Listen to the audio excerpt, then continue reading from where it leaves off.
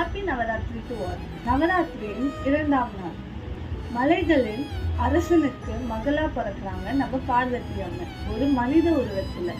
நம்ம பார்வதி அம்மன் குழந்தையா இருக்க அப்போவே நம்ம நாரதர் அந்த அம்மன் கிட்ட ஒரு விஷயத்த சொல்லிட்டு போறாரு.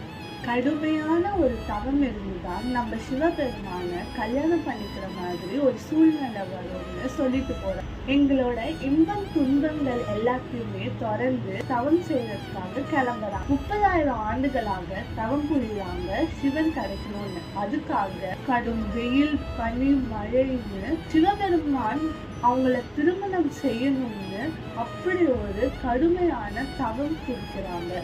முப்பேறு கடவுள்களும் தேவர்களும் இதை பார்த்து வியந்து, இப்படி ஒரு தவம் கொடுக்குறீங்களேன்னு சொல்லி பிரம்மரே பார்வதி முன்னாடி ஒரு வரமை கொடுத்திருக்காரு. தேங்க்யூ.